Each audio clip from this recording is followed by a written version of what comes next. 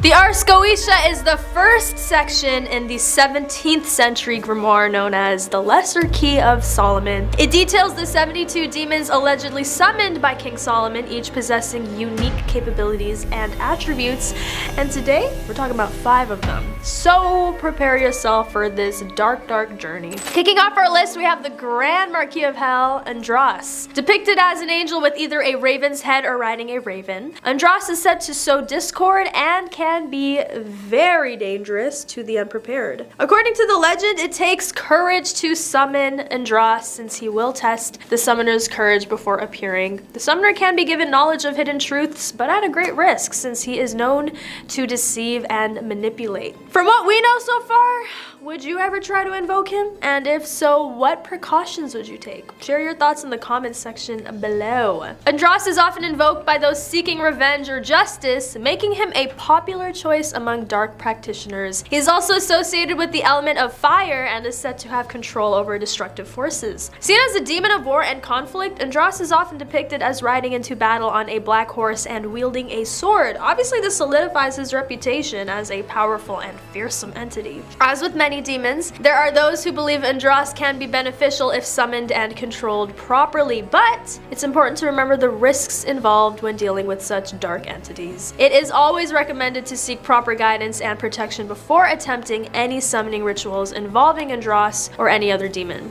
On top of that, Andros is believed to have a special connection with crows and ravens. These birds are often seen as messengers of darkness, which further adds to the ominous aura surrounding Andros. Some also believe that Andros has the power to shapeshift into different forms, making it easier for him to deceive his victims. This ability adds a level of unpredictability and danger when dealing with this demon. Next up, we have Beleth, a powerful and frightening king of hell who commands 85 legions of demons. He is known for his furious and roaring voice, and he rides a pale horse. Beleth is depicted as a soldier wearing red armor with fiery eyes and a fierce countenance. Beleth's name derives from the Canaanite god Baal, which means Lord. He was worshipped by ancient civilizations as a deity of fertility, rain, and storms. However, in Christian demonology, he is seen as one of the most dangerous demons capable of instigating bloody wars and causing destruction. Baleth is also known for his ability to deceive and manipulate humans. He can appear in the form of a man or beast, often taking the shape of a cat, dog, or even an angel. His purpose is to tempt humans into committing sins and leading them astray from their faith. According to demonologists, Baleth can be summoned by those who wish to gain power and control over others. However, it is believed that he will turn against his summoner once his desires are fulfilled. This further emphasizes his treacherous nature and the danger of making deals with demons. He is customarily seen riding a pallid horse, and his presence is often heralded by a cacophony of assorted music. When he appears, his appearance is exceptionally fierce, intended to intimidate the conjurer, testing his courage. And let me tell you, you'd have to be the bravest person on earth to conjure a demon like this one. The one summoning him must exhibit bravery, and while holding a hazel wand, delineate a triangle striking in the directions of the south, east, and upward. Beleth must then be commanded to enter this triangle using specific invocations. If he does not comply, the conjurer must repeat the threats and invocations, after which Beleth will submit and carry out what he is ordered to do. Nevertheless, the conjurer must express respect and pay homage to Beleth due to his status, and hold a silver ring on the middle finger of the left hand against his face in accordance with the traditions of infernal kings and princes preceding Amen. And our runner-up is Paimon, a demon king who is incredibly obedient to Lucifer. Paimon is known to grant many wishes, and his presence is always marked by loud music. When you think of a demon, you immediately imagine something horrendous looking, right? But don't be fooled by Paimon. This demon is portrayed as a strikingly handsome man, adorned with a crown of great value astride a dromedary. Sounds too good to be a demon, right? Frequently, a procession of demons and ghouls bearing a humanoid form precedes him, creating music with various instruments such as trumpets and cymbals. Upon arrival, he greets with a thunderous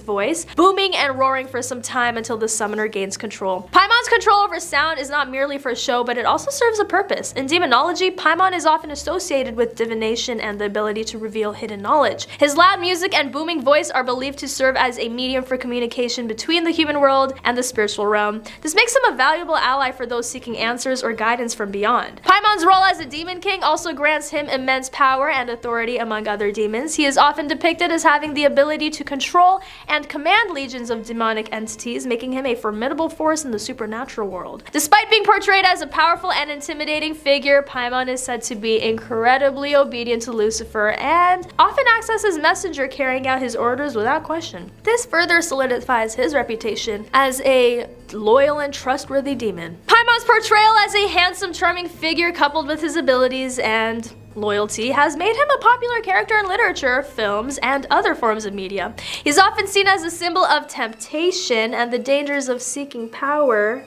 and knowledge from dark forces. However, it should be noted that Paimon is still a demon, with all the malevolent intentions and desires that come with it. While he may grant wishes and reveal hidden knowledge, his ultimate goal is to corrupt and tempt humans into serving him and ultimately falling under the influence of Lucifer. Zephr, the 16th spirit of Ars Goetia, shifted from his angelic roots to one of the distinguished dukes of hell. He embodies the visage of an indistinct soldier garbed in red armor and attire. His infernal responsibilities revolve around love, lust, and sodomy, harboring no affection for mankind. Predominantly, he is invoked by male disciples to induce women to love them. The price of this induced love is infertility. The women affected will not bear the man's children and may even become barren. Zephr is also known for his love of beauty and luxury. He can often be found indulging in lavish feasts and parties, enjoying the finer things in life. This demon sounds a little bougie. However, Zephyr's true power lies in his ability to manipulate emotions. Not only does he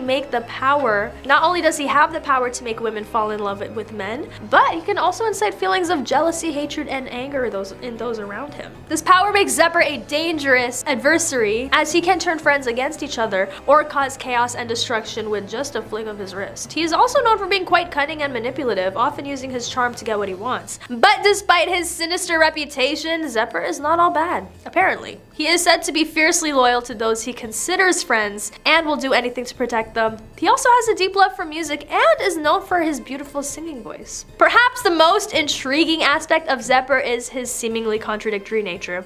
On one hand, he is a powerful demon with the ability to manipulate emotions and cause chaos. On the other hand, he has a love for beauty and music, showing that even the most evil beings can have a softer side. Zephr is a complex and multifaceted demon with a range of abilities and characteristics. He may be feared by many, but there's no doubt that he is a fascinating figure in the world of demonology. Zephyr's personality initially appears self-absorbed, showing discontent when events do not favor him. Nevertheless, he acknowledges this flaw and offers apologies for his early behaviors. He's recognized as a confidant of the demoness Lilith. Zephr is particularly fond of beguiling women, and per their request, he can transform his form to that of their desired man. Through Zephr, one can achieve the companionship of another female or conjure a succubus's shadow form via dream sorcery. Some sources suggest that Zephr attempts to seduce men, while others indicate that he provokes love between men and women. Utilizing dream sorcery, Zephr aims to seduce a woman deemed suitable to be his wife. Zephr also has a talent for magic, specializing in illusion. He is knowledgeable in alchemy, works as a military scientist, spy, troubadour, merchant, and an assassin. I'd be scared if I saw this demon, because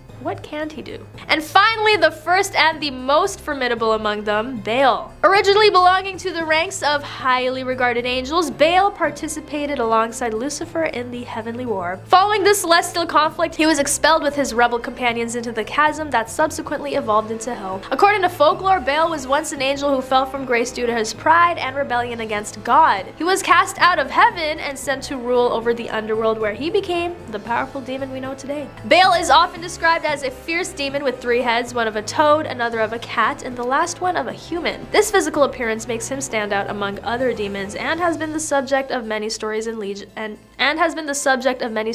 legends. Bale has the power to make those who summon him invisible, and his eerie presence is marked by a hoarse voice. Despite his fearsome reputation, Bale has also been known to be a patron of artists and writers. It is said that he can inspire creativity and bring success to those who seek his guidance in their creative pursuits. And some traditions, Bale is also associated with protection and can ward off evil spirits or curses. It's believed that wearing an amulet or talisman with his symbol can provide a shield against malevolent forces. However, summoning Bale is not without its dangers. He must be approached with caution and respect, as he is known to possess great power and knowledge. Failure to show proper reverence and control during a summoning can result in disastrous consequences. Despite this, many still seek out Bale for his abilities and knowledge. His power over invisibility and protection make him a valuable ally to those who are willing to take the risk of summoning him. But like all demons, Bale is ultimately bound by his own nature and desires. It's important to remember that he is not inherently good or evil, but simply a being of immense power with his own motivations and objectives. He's the king ruling over 66 legions of demons. Bale has the power to make those who summon him invisible, and his eerie presence is marked by a hoarse voice. Jumping in at number 5, we have Balyle. Balyle, whose name in Hebrew literally translates to worthless or yokeless, was canonized as the leader of the Sons of Darkness in the Dead Sea Scrolls. If you didn't know, the Dead Sea Scrolls are an ancient Jewish text discovered in 1947, which are believed to have been written before 400 BC and refer to a wide host of demonic beings. Seriously, it's spooky how much they name drop them. In these scrolls, Balyle is described as both the king of evil and the prince of darkness, which has led many to believe that Balyle is a pseudonym of the devil himself. Balyle is also known as the Lord of Lies and the Master of Deceit. Many texts refer to Balyle as a devious figure who utilizes fornication, wealth, and pollution of the sanctuary to get exactly what he wants. However, in the Satanic Bible, Belial's name is suggested to translate as without a master, and symbolizes independence, self-sufficiency, and personal accomplishment. It begs the question, whose side is Belial really on? Coming up at number 4, we have Sergat. In Latin, Sergat literally translates to rise, and is the physical manifestation of rebellion and opposition. His angelic opposite is Aquiel. To be honest, Sergat is a minor demon, and is pretty weak sauce compared to some of the guys on this list. But the thing that makes him pretty terrifying is his brush with a particular pope. Written between 1150 and 1227, the Grimoire of Honorius was written by Pope Honorius III with the intention of being specifically used by a priest. Pope Honorius was obsessed with the thought of Satan invading the mortal realm, and so began preparing the Catholic Church for a war. He wrote down his findings in this forgotten grimoire, which wasn't unearthed until 1760. Honorius began his training by purposefully summoning demons, and then banishing them again in a sort of weird, spooky, demonic boxing session. It proved quite effective, and the Pope soon started to get a handle on the armies of hell. He'd write down the name of each demon he fought and leave an elaborate explanation of their strengths and weaknesses. Kind of like a Pokédex, but for demons. That is until he came face to face with Sergat. All that was written in his section of the grimoire was that Sergat is he who opens all locks. That was the last demon that Pope Honorius noted down in his book. Makes you wonder what happened, eh? Next up at number 3, we have the Great Duke of Hell, Bereith. Also referred to as Baal Bereith, this guy is a pretty formidable dude. Known in the Infernal Dictionary as the Great Duke of Hell, Bereith commands 26 legions of demons and is a pretty big player in the fiery depths below. According to Aleister Crowley's illustrated Goetia, those that attempt to speak with Bereith soon learn that he's a formidable liar. Crowley refers to him as speaking with a clear and subtle voice, and is a liar when not answering questions. To speak with Bereith, the conjurer must wear a silver ring and hold it clearly to their face in respect to the Great Duke. If not, Bereith will consume the conjurer for not sincerely paying their respects. Bereith is often depicted as a soldier, dressed in red clothes, riding a red horse and wearing a golden crown. His main function is to corrupt those that crave power, and is often found lingering on both sides of a war. In 1612, a nun from Aix-en-Provence was possessed by Bereith. During the exorcism, Bereith gave up his own name, as well as the names of all the other demons possessing her, but also the names of the saints who would be most effective in opposing them. That guy loves a good fight. Bringing it up at the rear at number 2, we have Pizuzu. Dating back to ancient Mesopotamia, Pizuzu is the king of the demons of the wind. He is the bearer of storms and the bringer of drought, and is often depicted with the body of a man, the head of a dog, and the talons of an eagle. In the possession case of Roland Doe, the story that inspired The Exorcist, Pizuzu is the chief demon that possesses the boy. He is known to be an incredibly intelligent demon and is renowned for scheming and corrupting the pure of heart. He takes most pleasure though from corrupting the purest of the pure and is often depicted trying to possess children for sport. It is also thought that Pizuzu predates most other demons and is thought to be an Oberith, an ancient evil that manifested itself from the abyss and has been tied to Earth for millions of years. Strangely though, Pizuzu finds reference in a huge number of ancient societies, from Mesopotamia to Sumeria to ancient Babylon. In some, he is revered as a savior and protector, others a demon who should never be summoned. Followers of the Oberith often carve wooden statues of the demon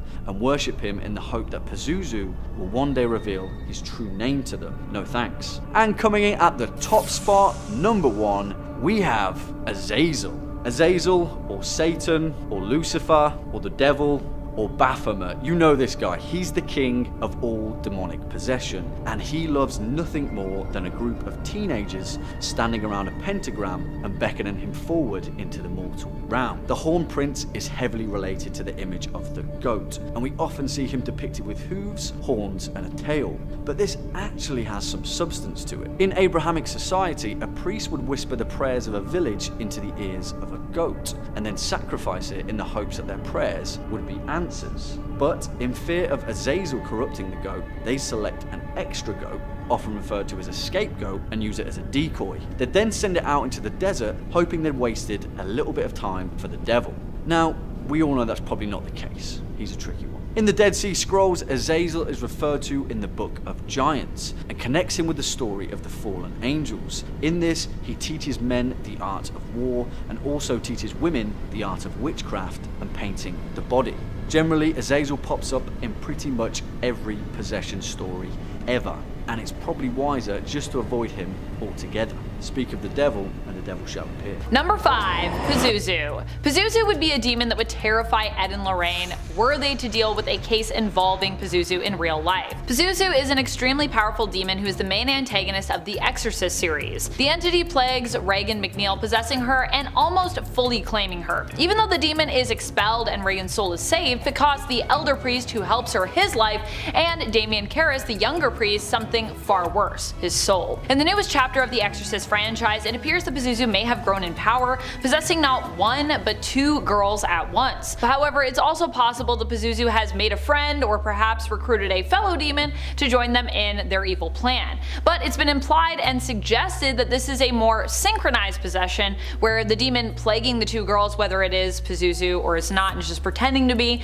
can take hold of both of them at once. We'll have to wait and see if this is actually one entity and if the film marks the return of Pizuzu or not, as Exorcist Believer comes out later this month on October 27th. Pizuzu is one of my worst fears personally. When it comes to the initial Exorcist movie that Pizuzu appeared in as the demon possessing Regan, I was terrified to watch it. I remember going to Halloween movies and us putting on scary films to watch, and for me, Exorcist was always one of the most terrifying, the one that haunted me the most after I left. This was because Pizuzu felt like such a smart and indomitable threat in the first film. This was a demon that refused to be bested even when the cavalry were called in, even when priests who had experience dealing with demonic possession were finding many of their usual tactics basically failed them. And the fact that Pizuzu does harm to its hosts, altering the way that they look, also haunted me. The idea of something living inside you that fundamentally changes you as a person, that's honestly pretty horrifying to me. I have to imagine that despite all their experience working in the field of the supernatural, Pizuzu would still shock and surprise Ed and Lorraine as well. After all, they have dealt with objects that are possessed more often than people being possessed, and not on a level like I would say what Pizuzu does to those it torments. We're talking life or death scenarios here that feel like they're completely out of your control, where people were literally willing to put their lives on the line to defeat Pizuzu because of how dangerous this demon seems. Number 4, Behemoth. The very mention of this ancient and monstrous entity conjures images of unparalleled terror. The demonology of Ed and Lorraine Warren, Renowned paranormal investigators often delved into the darkest corners of the supernatural, but even they might have shuddered at the thought of confronting Behemoth. Okay, no, not the ride at Canada's Wonderland. I'm talking about the mythological beast that dates back to the beginning of mankind, and whose name is now an adjective, for any large or powerful being. The name Behemoth originated historically from the archaic Jewish name for hippopotamus, and is best described as a beast from the biblical book of Job. He is a form of the primeval chaos monster created by God at the beginning of creation, being paired up with other, chaos monster Leviathan, and according to later Jewish tradition, both would become food for the righteous at the end time. Hey, if I wind up qualifying as righteous, can I just have a funnel cake instead? Once again, not any kind of reference to the theme park. These beings came first, but now I'm kind of in the mood to tackle a roller coaster. In religious and mythological texts, Behemoth is a primeval force, a creature of immense power and malevolence. Its name alone invokes fear, as it's often associated with, chaos, destruction, and chaos on an apocalyptic scale. Described as a colossus monstrous being, Behemoth is often depicted as a grotesque combination of various animals, a nightmarish fusion of strength and ferocity. He is said to take the form of a colossal large elephant with pitch black eyes covered in white scales that appear to be falling off, and has teeth the size of Mount Everest. Its mere presence is said to bring about cataclysmic events, shaking the very foundations of the world. One can only imagine the sense of dread that Ed and Lorraine, who confronted numerous supernatural entities throughout their careers, might have felt in the face of such an ancient and malevolent force. Behemoth represents the embodiment of the darkest aspects of the human psyche, a symbol of the unknown and the terrifying. For the Warrens, who devoted their entire lives to investigating and combating paranormal forces, Behemoth would have been the ultimate challenge, a test of their faith and courage. It is a testament to the depths of their dedication and strength, of their convictions that they were willing to confront such formidable entities in the name of protecting others from the forces of darkness. In the realm of demonology, Behemoth stands as a symbol of the enduring power of fear and the human fascination with the unknown. Its legend serves as a reminder that even in the face of unimaginable terror, there are those who are willing to confront and challenge the forces that seek to harm humanity. As, a lot of us contemplate the legend of Behemoth and the fearless pursuit of truth by individuals like Ed and Lorraine, we are reminded that the human spirit has the capacity to confront even the most terrifying of demons, and in doing so, shed light on the mysteries of the supernatural. Number 3. The red-faced demon Sixatas. Probably one of the most terrifying entities to appear in the Insidious franchise. The red-faced demon is the one who takes and possesses Dalton in the first Insidious movie. While not always the main demon and supernatural threat of the franchise, I would say he's up there as he is the main antagonist of the first film and is vanquished after returning in Insidious the Red Door. What makes Sixatas so scary is that he's an entity that resembles the devil, who literally scares the mediums that Josh consults in an effort to get back his son and understand what is happening to him. Besides that, this is a demon who takes people and severely mistreats them while they're captured, while possessing them in the waking world, using their physical forms to carry out unspeakable evil acts. He also is shown shedding his skin and has extremely sharp claws, like literally spends just time off sharpening those claws. To me, there has always been something deeply upsetting about demons who can possess you and make you do horrible things in the waking world. The feeling of losing control to the point where you're forced to do things you would disagree with, all while not even being aware of really what you're doing because you're locked away in some hellish realm being tormented while not even getting to know what Sixatas is using your body to do. All of that's pretty horrifying, I'd say. I have never been a fan of possession when it comes to horror movies. I don't like possession in real life, but in movies I'm like, that's terrifying. I don't really understand why Sixatas comes and takes people so that they can move into the real world through them, but like many demons out there, it probably has to do with the fact that they want to feel greater than they are. They enjoy causing harm to others and feeling like they exist on the physical plane. It gives them a sense of control. I feel like many demons, like people, just want to be seen, and so they kind of lash out. But then again, demons like Sixatas are also frightening because, unlike people, they can't really be reasoned with. Ed and Lorraine could even end up taken by Sixatas themselves if they attempted to come after the demon for the harm they had caused the Lamberts. In Insidious, it seems like no one really wants to have to deal with this demon, even those that are tasked with the job of doing so as experts, which I get. I don't think I'd even be able to accept or consider a job like that. It's honestly so frightening. Number 2, Baleth, a king of Down Under. No, not Australia, you comedians. Hell. Out of today's entire list, he probably commands the most demons out of anybody. Ready for this? 85 leagues. Personally, I wouldn't be able to handle that kind of responsibility. I'm barely able to command my own life as it is. He tends to go by a couple of different names though, such as Beleth, Beleth, Byleth, and Bereith. Very fond of alliteration, I see. When summoned, he originally appears as a terrifying dark knight on a horse. He is accompanied by a cacophony of music, and presents himself as scary as possible to test the conjurer. If the summoner is not deemed courageous, yeah, you're in for a lot of problems. Also, and once again, do not summon demons, but if he decides you are strong enough, he'll be kind to you. But only if the conjurer is holding a hazel wand and draws the summoning triangle to the south, to the east, and upwards. He's also pretty judgy, so if you look like a slob, all bets are off. While summoning him, one must wear a silver ring on the middle finger of the left hand to protect themselves from his fire-breathing abilities. Speaking of that fiery stuff, his overall abilities include the capability to throw fireballs and hellish explosions from his hands and mouth that can incinerate angels and can create large crimson fire dragon heads, which on impact can incinerate or explode any opponent. Oh, the pyromaniacs out there want more. Who am I to deny? So Baleth has tried his dang best to emulate holy fire and couldn't recreate it perfectly, but has instead created a light yellow fire that manifests itself from the tendrils in the hands and forearms that pierce and burn any target, but keep a soul trapped in black crystals made with the ash that he can keep as a souvenir. Oh, and he can release needles from his hands with the same effects. By the way, any results from this power are irreversible unless you want to turn into Mr. or Mrs. Big Pile of Dust. I'd recommend avoiding that. He can also fire laser-like fire beams from his hands that are even more powerful than hellfire, that can and will incinerate anything in its path. Definitely a Leo. Too much fire not to be. Oh, almost forgot. He is able to create weapons such as swords, daggers, spears, needles, and blades in his hands. All that fire and the ability to create weapons? No thanks. I can't imagine Ed and Lorraine wanting to go anywhere near someone that can impale you with needles from your hands. And so much fire. Number 1, the Black Demon. This is the demon featured in the movie of the same name. In this story, the Black Demon is an agent of Tlaloc, an ancient Aztec and Mayan god that some other religions have classified as a demon as well. The Black Demon in the movie comes in the form of a giant shark, similar to a megalodon in appearance and size. One of the explanations that is posed in the film as to why this creature is here and what it's doing suggests that the Black Demon was actually sent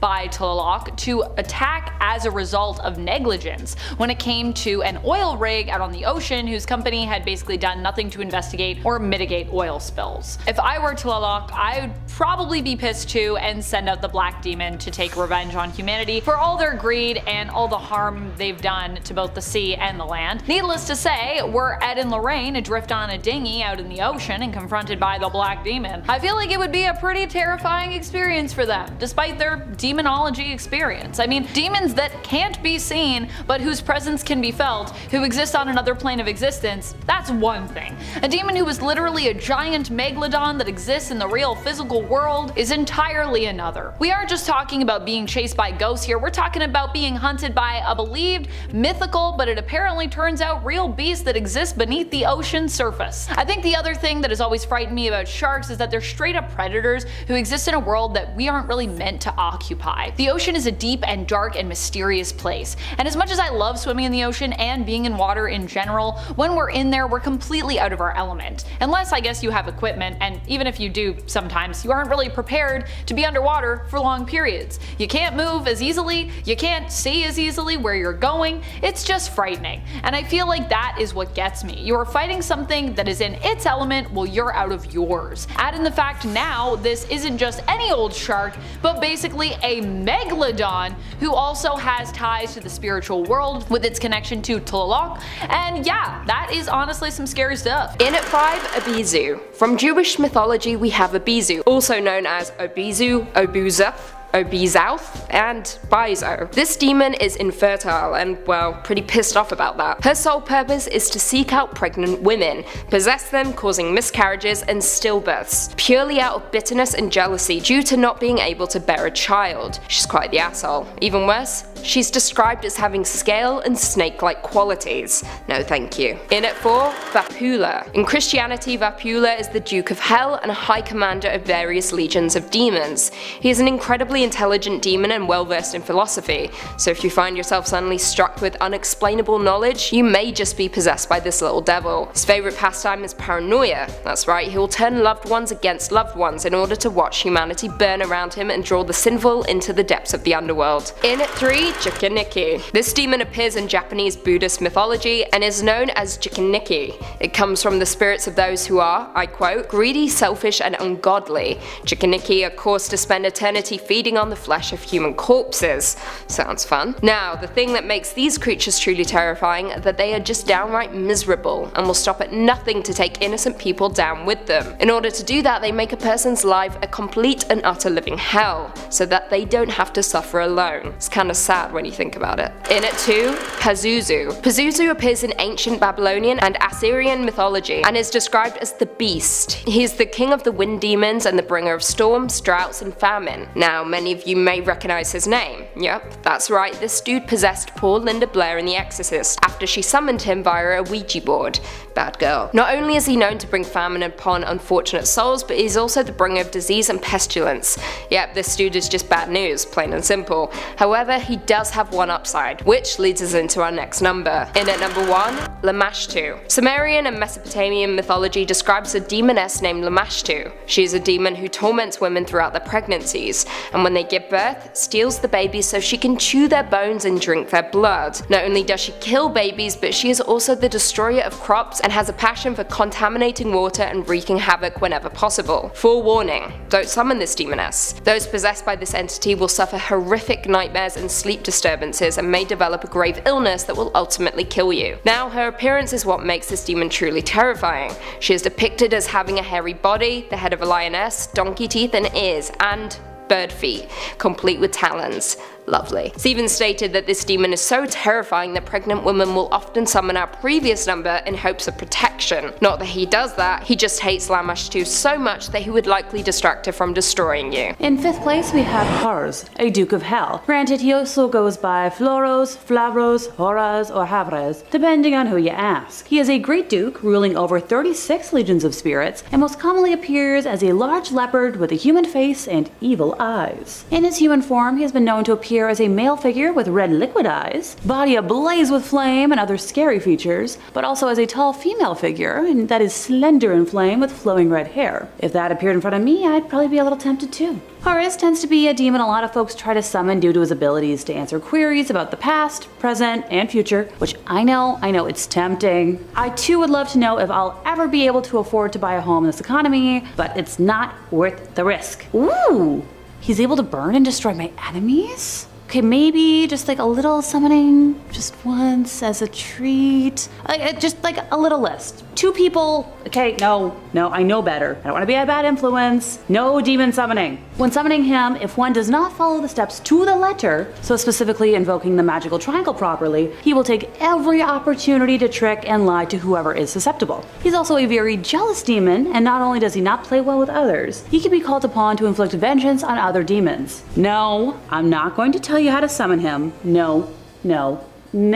Also, for the horoscope girlies like myself, he's a Capricorn. In 4th place, we have Belfar, a Duke of Hell. Sure, he only rules like 10 legions of spirits, but you'll see why in a minute. He's a bit of a busy guy. Something I know I can personally relate to. I swear I don't have a social life anymore. Going also by the monikers of Malefar, Malefar, and Valefar, he is known to appear as a lion with the head of a man, or as a lion with the head of a donkey. Okay, Midsummer's Night Dream, getting those vibes. He is also depicted as being utterly monstrous, with multiple lion limbs, a mighty mouth with a second one underneath, the ears of a donkey, and a devilish tail. No, he's not a Leo, but good guess. He tempts people to steal and is in charge of a good relationship among thieves. Belfar is considered a good familiar by his associates until they get caught in his trap. That's the thing with these demons. Sure, they'll tempt you with what you think you need, or what you desire that's impossible for a reason, but I've never heard of a demon acting out of the goodness of their heart. Seriously, have you? They have needs as well, and those include playing with humans like we're their own personal little chess set. And sadly, we'd be only pawns in that game.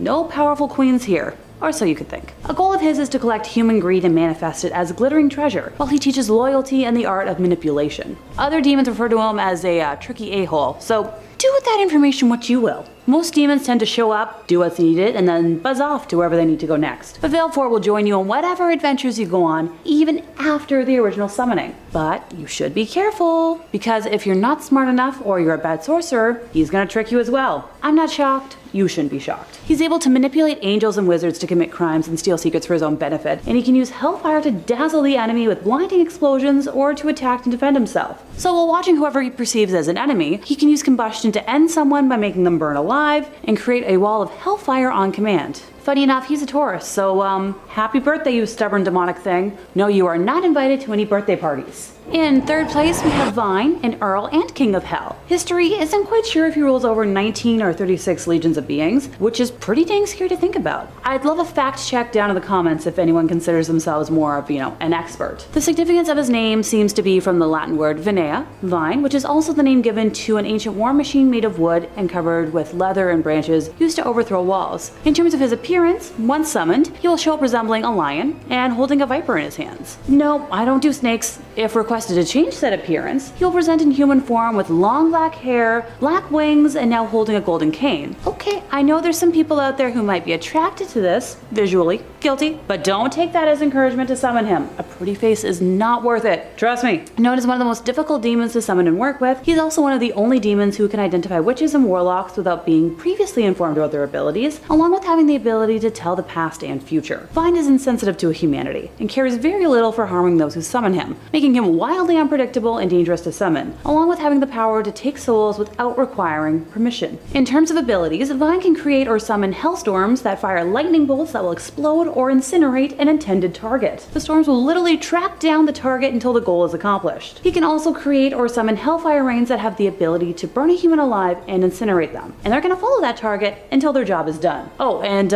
not just humans. He can manipulate hellfire that's capable of incinerating gods, archons, djinns, and titans. Of course, he's a dang Gemini with, the appearance changing and all. I love my Geminis in my life, but a stereotype is only a stereotype when it's true. In second place, we have Beleth, the king of Down Under. No, not Australia, you comedians. Hell. Out of today's entire list, he probably commands the most demons. Ready for this? 85 leagues. Personally, I wouldn't be able to handle that kind of responsibility. I'm barely able to command my own life as it is. Similar to Horez, he also goes by a couple of different names, such as Beleth, Beleth, Byleth, and Beleth. Very fond of alliteration, I see. When summoned, he originally appears as a terrifying dark knight on a horse, is accompanied by a cacophony of music, and presents himself as scary as possible to test the conjurer. If the summoner is not deemed courageous, bad times would be ahead for whatever poor soul tried. Also, and once again, do not summon, but if he decides you are strong enough, he'll be kind to you, but only if the conjurer is holding a hazel wand and draws the summoning triangle to the south, east,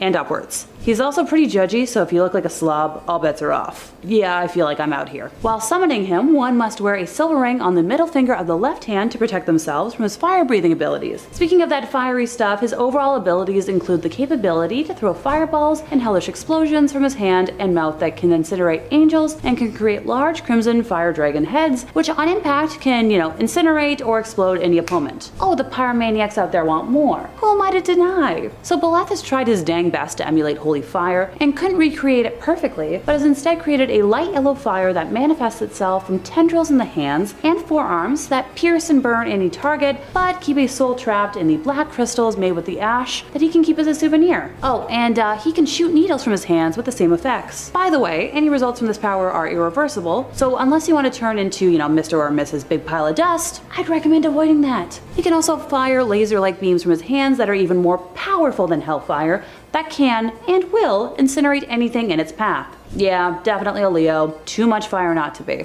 Oh, almost forgot. He's able to create weapons such as swords, daggers, spears, needles, and create blades in his hands. All that fire and the ability to create weapons? No thanks. In first place, we have Bale, one of the kings of hell. He is the most powerful demon on our list today and commands a grand total of 66 legions of beings. As a treat, because it's first place, I'll do the math for this one. You folks ready for this? He commands anywhere between 198 to 396,000 demons, which is roughly the size of a small city. He is a fallen angel turned demon with the power to make men invisible, and I just shuddered mentally thinking about that. Visually, he's horrific, so I can understand why he would want to be, invisible. Let me guess. You want all the details, right? If I get nightmares tonight, I'm blaming it on this. When summoned, he appears as a creepy monster with 3 heads, one of a frog, another of a cat, and the third is of an older man with pale eyes and strange ears. Oh, that's not scary enough. Okay, so instead of human legs, he has a dozen spider legs. I don't usually describe myself as an arachnophobe, but this visual is terrifying. No thanks! I'll stick to thinking about pretty unicorns and Disney characters so I can maybe get this thing called sleep tonight. Not super familiar with the concept, but I've heard it's a good time. Symbolically, the spider legs represent an ancient symbol of hard work and creation, but also cruelty, greed, and cunning. The frog head is representative of a new beginning and physical wealth, while the cat head is for mental wealth and security. Bale is the lord of storms, winds, and rains, and I'd appreciate it if he could stop with that these days. He's been described as communicating with a very hoarse voice, and it's rude that there are no accounts of anyone offering him a cup of tea during a summoning. If you're listening, almighty demon, I'd highly recommend a honey citrus mint concoction to see if that helps. His special skills include demonic projectiles, which is the ability to mold his power of destruction into many highly mobile spheres capable of eliminating things without a trace and bypasses target's defenses, resulting in apparently minimal damage to the surrounding environment. How, considerate of him? From specifically his human head, he can spew out large amounts of wave-like or tsunami-like magma that can completely eliminate armies and can spit myriads of magma balls that hit many targets individually. From his cat head, he can fire beams that will combust or end anyone. I promise I'm not writing a video game character here, even though he kinda sounds like it. From specifically the frog's head, he has a prehensile tongue that can reach out and catch fleeing opponents and devour them. Oh, and he can vaporize angels. No biggie, right? Yeah, he's definitely an Aries. Coming in at number 5, we have the Ferryman. The Ferryman is an antagonist in the Conjuring franchise, specifically appearing in the 2019 film Annabelle Comes Home. Directed by Gary Doberman, the movie follows Judy and her babysitter who were left alone in their house after her parents, Ed and Lorraine Warren, leave to investigate a case. However, an unexpected guest sets Annabelle free, unleashing demonic activity in the house. Now, some backstory to this new character. The Ferryman was first investigated by demonologists Ed and Lorraine Warren after the death of a young girl by its hands. They interviewed those affected by the demon, who told them that the Ferryman demanded a toll, or else it would take the souls of the departed. Ed and Lorraine were able to collect coins from corpses that were cursed by the entity, and had them blessed and locked away in their museum. However, in Annabelle Comes Home, things take a turn for the worse when the Warren's daughter accidentally sets the demon loose, drawing energy and bringing the Ferryman and other spirits to its aid. And honestly, the Ferryman is just downright terrifying. Coming in at number 4, Annabelle. Annabelle the doll, or more specifically the Annabelle demon, is the secondary antagonist of the Conjuring franchise, and also serves as the main antagonist of Annabelle, Annabelle Creation, and Annabelle Comes Home. This is a powerful demonic entity that, despite being able to exist independent, frequently latches onto a porcelain doll to torment those who own it. It is also one of the artifacts taken by Ed and Lorraine Warren during one of their cases. Annabelle is actually considered to be their most dangerous and haunted item, and has a habit of moving around unseen. According to the films, it is said that the doll first became possessed after a 7-year-old girl named Annabelle Higgins died from an intended murder. Although she is said to possess the spirit of an actual girl, many demonologists think that it is, in fact, more of an evil spirit than a demon. Annabelle is unbelievably scary, but what is worse is the demon that follows it around. Now, its true demonic form was portrayed by Joseph Becerra, who also portrayed Bathsheba, someone we're going to discuss a little later on. Outside of the Conjuring universe, Annabelle is also mentioned in The Curse of La Llorona. When Ana Tate Garcia goes to ask advice from Father Perez on how to rid her family of La Llorona's curse, he explains that he previously did not believe in the supernatural until he had a run-in with a doll. The movie then flashes back to Annabelle's attack on him. So is The Curse of La Llorona also in the Conjuring universe? That's my question. Am I late to the game? Does everyone know this? I don't know, I don't care. Coming in at number 3, we have the Crooked Man. To quote the lyrics of this creepy nursery rhyme, "There was a crooked man, and he walked a crooked mile. He found a crooked sixpence upon a crooked stile. He bought a crooked cat, which caught a crooked mouse, and they all lived together in a little crooked house." It's my favourite song. The Crooked Man appears in The Conjuring 2 along with another notable demon that we will be discussing a little later on. He is the spirit from the eponymous English nursery rhyme and is a maniacal, lanky, crooked man who torments the young son of the Hodgson's family. The Crooked Man is also an upcoming horror movie and the 9th installment in the Conjuring universe. In September 2018, it was announced that the movie was in the scripting process and that the studio intends to wait until the story is fully developed before production will begin. And honestly, I for one cannot wait, because The Crooked Man was arguably the best part of The Conjuring 2. Quote me on that. Coming in at number 2, Bathsheba. Bathsheba Sherman is the main antagonist of The Conjuring, which is loosely based on the true story of the haunting in Harrisville, Rhode Island. She is the evil spectre of an 1800s devil worshipper and witch. An interesting fact before we begin, despite being a female, she was portrayed by Joseph Becerra, who also played the lipstick-faced demon in Insidious and the demon in the prequel film Annabelle. Bathsheba is a malevolent, sadistic, and murderous demon who haunts the Perron household. She is bloodthirsty, unsympathetic, remorseless, and uncaring and cruel. Along the way, she possesses the mother of the Perron family, turning her against her family and her children. She is vengeful, targeting any family that would take her land, and also the Warrens who attempted to investigate the land, leading to Bathsheba attempting to murder their daughter. Prior to haunting the Perron family, she was an enthusiastic and fanatical follower of Satanism, which led her to sacrifice her own child to Satan and was willing to die for his beliefs. To quote Carolyn and Lorraine in The Conjuring, "How could a mother kill her own child? It was never a child to her. She just used her God-given gift as the ultimate offense against him." Bathsheba claps, stabs, and screams, making her one of the scariest villains in the Conjuring universe. And finally, coming in at number 1, Baleth the Nun. To quote Lorraine Warren in The Conjuring 2, "Your name gives me dominion over you, demon, and I do know your name. You are Baleth the Defiler, the Profane, the Marquis of Snakes. In the name of the Father and of the Son and the Holy Spirit, I condemn you back to hell." Baleth is the main antagonist of the Conjuring franchise, first appearing as the main antagonist in The Conjuring 2 back in 2016. The film was directed by James Wan and follows Ed and Lorraine Warren as they travel to Britain to assist the Hodgson's family, who are experiencing poltergeist activity at their Enfield council house in 1977, which later became referred to as the Enfield poltergeist, in real life that is. Now, Baleth is absolutely horrific and is a very wicked, ruthless, sadistic, cold, and completely despicable demon who appears in the form of a nun. The demon begins to haunt and terrify the Hodgson's family just for its own twisted pleasure. In turn, Baleth is feared by the nuns of the Abbey of St. Carter in Romania. It is spiritually oppressive, taunting Lorraine about her faith. On top of that, Baleth is shown to be intelligent, calculated, well organized, and a good mastermind, being able to disguise itself as a nun to not be noticed. Baleth has also worked alongside other demons, including Annabelle's spirit.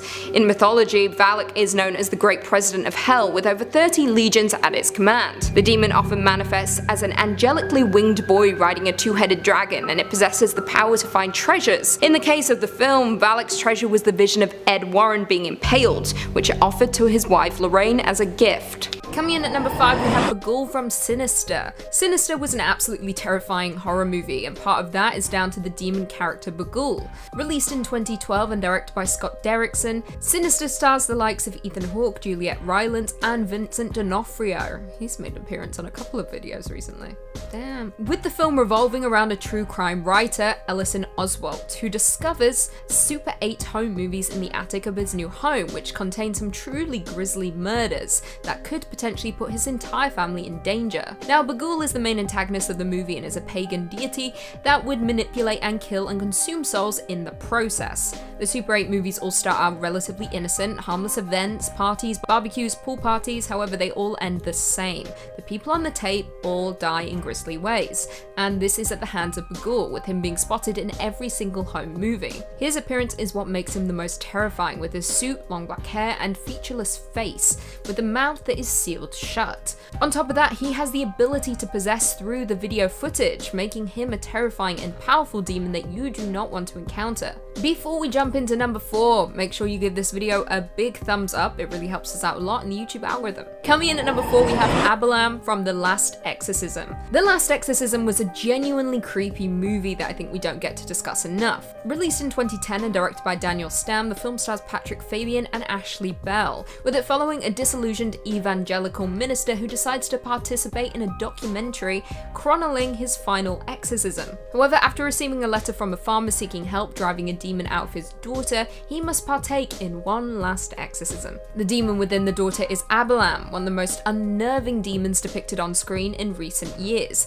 Now, despite us never seeing Abalam's true form, he possesses the character of Nell throughout, and the acts he forces her to do are absolutely disgusting. With her body contorting, her bones breaking, and violent lash outs, Abalam is relentless. However, when we have a demon on our hands, you can always guarantee a cult is not far behind, and that's the case here, with Nell being pregnant and being used in a ritual by a cult to bring Abalam to the mortal world, with Nell's brother being involved in the terrifying ritual. The movie was successful, with it resulting in a sequel which was utterly terrible, so skip it. However, The Last Exorcism was a truly effective demonic horror movie, and one that you should definitely seek out. It's found footage done right, with the added bonus of possession. Although saying that I'm telling you to seek it out, this list is about demons you should forget, so seek it out but then forget it.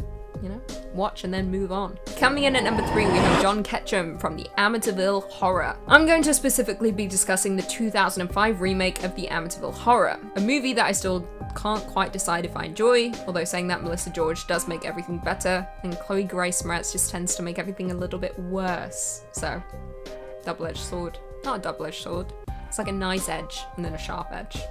Directed by Andrew Douglas and starring the likes of Ryan Reynolds, Melissa George, Philip Baker Hall, and Chloe Grace Moretz, The Amityville Horror is the 9th film in the Amityville Horror series, which I had no idea there were that many, but apparently there are. The film follows the Lutz family who move into the house at 412 Ocean Avenue, which of course is incredibly haunted. In 1974, Ronald DeFeo Jr. killed 6 members of his family at the home, in real life, telling the jury that he heard voices telling him to do it. The story is of course infamous, however there could very well be a demonic reasoning for the original killings and the Lutz haunting, with John Ketchum being a name that appears in the book and film versions of the Amityville Horror. According to DeFeo's defense lawyers, he was a man who originally owned the land, however there is little evidence to support this claim. In the 2005 film, there is a cult character by the name of Reverend Jeremiah Ketchum, who is supposedly responsible for the demonic possessions, with his evil actions towards Native Americans in the 17th century being one of the causes of the hauntings in the infamous home. In the film, he cut his own throat as part of a ritual that would allow him to live on forever in the home. This is of course speculation, with claims being made by real-life parapsychologist Hans Holzer. Coming in at number 2, we have Succubus, Jennifer's Body. Now, despite dividing many, Jennifer's Body is a film that has aged superbly. It garnered a lot of negative attention when it was first released, however many are now changing their tune and apologizing for the former criticism and hailing the film as a cult classic and a feminist horror. Released in 2009 and directed by Karen Kusama, Jennifer's Body stars the likes of Megan Fox, Amanda Seyfried, and Adam Brody, with it following Jennifer, a teenage girl who was involved in a satanic ritual by a band who want to garner success by making a deal with the devil. However, for the ritual they needed a virgin and Jennifer was not one, which instead resulted in her turning into a demon, specifically a succubus. Jennifer has to feed, resulting in her taking the lives of her fellow classmates, while her best friend is forced to deal with the situation and the monster her best friend has become. Now, a succubus is a demonic sexual predator who seduces men to feed on their flesh and souls in order to garner strength and to survive. This is exactly what goes down in Jennifer's Body, with Jennifer garnering many powers and abilities in the process, including enhanced strength, superhuman speed, immortality, healing factor, infectious bites, flight, seduction, desire, and psychic link. She is incredibly powerful, capable of manipulating everyone around her with the art of seduction. However, she isn't immortal, and we learn this by the end of the movie as she is forced to face off against her best friend. And finally, coming in at number 1, we have Bathsheba from The Conjuring. Bathsheba Sherman is the secondary antagonist of the first Conjuring movie and is arguably one of the most terrifying characters to appear in the Conjuring series. Released in 2013 and directed by James Wan, The Conjuring is a supernatural horror movie starring the likes of Patrick Wilson and Vera Farmiga as paranormal investigators Ed and Lorraine Warren, who are said to have been involved in many famous haunted house cases and possession cases, including the Amityville Horror. The film itself follows the Perrin family who move into a farmhouse only to be tormented by disturbing events and ghostly entities, including Bathsheba Sherman. Ed and Lorraine Warren are ultimately called upon to save the family from the demons plaguing their lives. Now, Bathsheba was supposedly born in 1812 and was related to one of the witches executed in the Salem witch trials. 51 years later, she married a rich man and gave birth to her first child. However, after a week, her husband caught her attempting to sacrifice the child to the devil. Sucks. With Bathsheba climbing to the top of a tree, claiming her love for Satan, and cursing all those who would live on her land. She then proceeded to take her own life. Now, when the Perrin family moved into the home with their 5 daughters, Bathsheba turned her attention towards them, harming the family's dog and possessing the mother of the family. She is relentless and torments the family mercilessly until the Warrens step in to rid the demon from the home. Do they do it? You'll have to watch and find out. Number 5. The Incubus. One of the more taboo evil demons on this list is the incubus, the male equivalent to a succubus. While a succubus is known for seducing sleeping men in order to impregnate themselves with ghostly children, the incubus comes into a woman's bed while she is asleep and impregnates her. She then carries the baby to term, giving birth to deformed witches, wizards, or demons.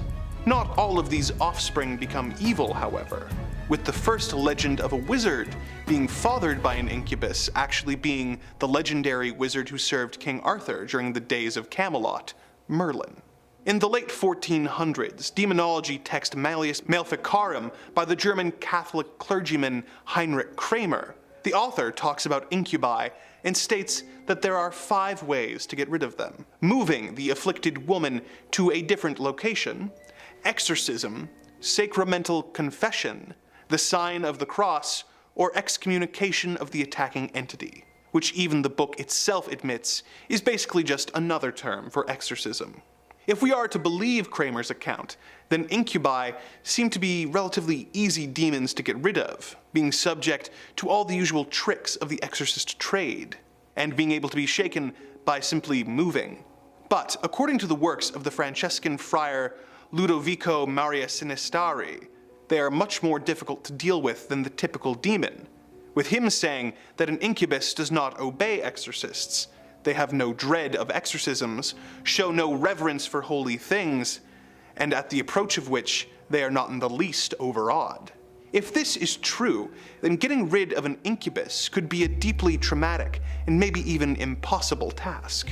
Because we do not know which description of their strengths and weaknesses is the more accurate one, it is probably best to simply avoid any situations or rituals that could result in the summoning of an incubus, no matter how long of a dry spell you are dealing with, or how desperate you are becoming. Number 4. Mephistopheles. Mephistopheles, or Mephisto to his friends, is a demon who features prominently in German folklore.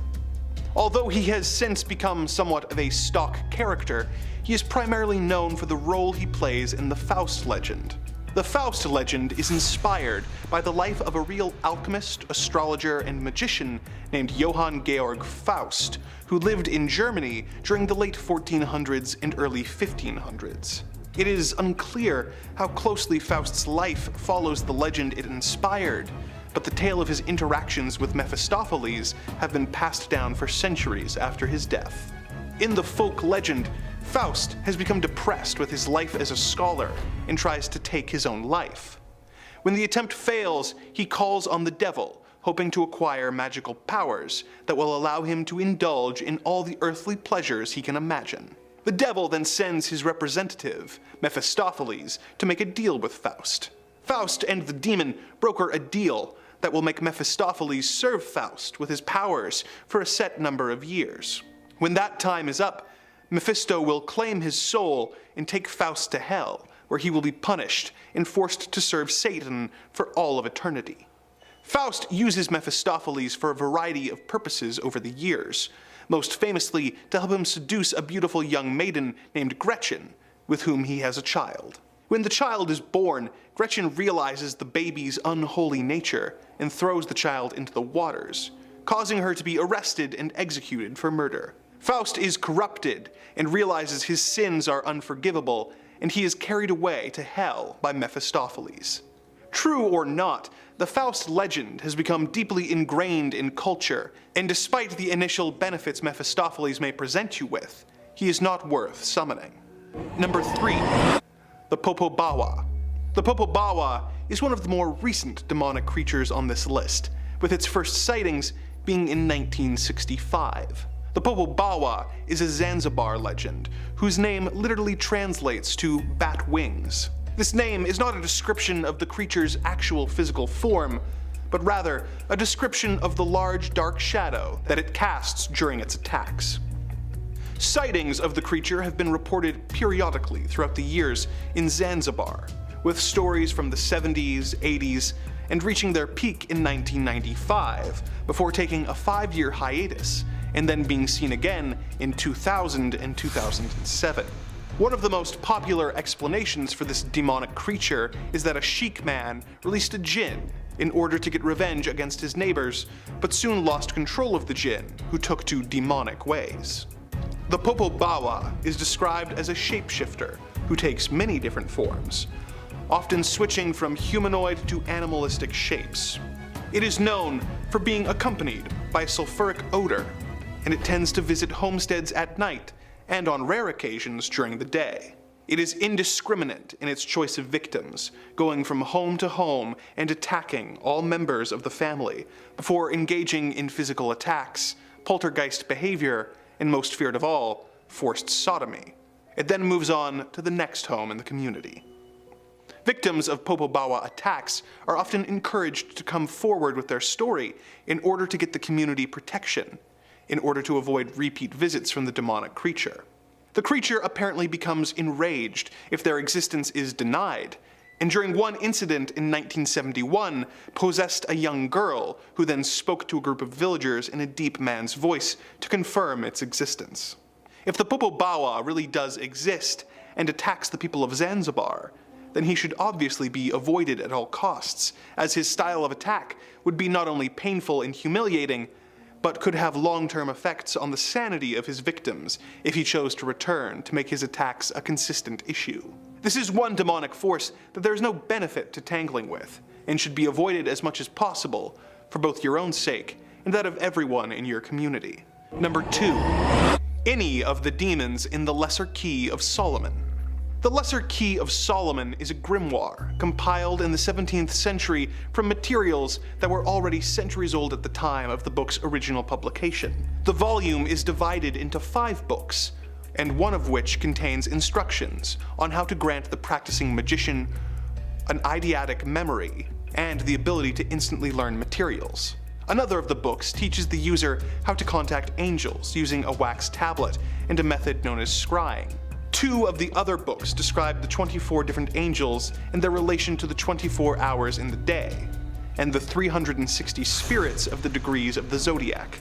However, the Lesser Key's most famous book is known as Ars Goetia, which contains 72 sigils, each representing a different demon, as well as instructions on how to summon the 72 demons and even how to control them. Before you go searching for a copy at Barnes & Noble, consider the following. The Lesser Key of Solomon is apparently a cursed book, with anyone who owns a copy of it reportedly being subject to constant bad luck, or in some cases even death. Some owners of the book have reported seeing the pages turning by themselves and even flying across the room, while hearing whispers and seeing dark shadow people. If this warning has reached you too late and you have already fallen victim to this horrible curse, the good news is that it can apparently be broken by burning all the pages and disposing of the ashes. No one knows for sure who wrote the Lesser Key of Solomon. Some of course believe that it was written by King Solomon himself as a gift for his son, but others believe that it was actually dictated by some of the 72 demons in order to give themselves a means of crossing over to our world. Whoever actually wrote it, I hope that it was done with the purpose of helping us control the dark forces that are knocking on the door of reality, and not the other way around. As there is no way to know for sure who is responsible for this demonic grimoire, the smart move would probably be to avoid the book and avoid using it, and summoning forces beyond your understanding or control, who wish to claim your soul for their own. Number 1. Master Leonard. Who would have thought that someone named Leonard could be frightening, and yet here we are. Leonard is one of the spirits or demons featured in the 1818 demonology text, the Dictionnaire Infernal, by Jacques Collin, which describes various demons as well as their hierarchies. Leonard is described as a 3-horned goat with the face of a man who uses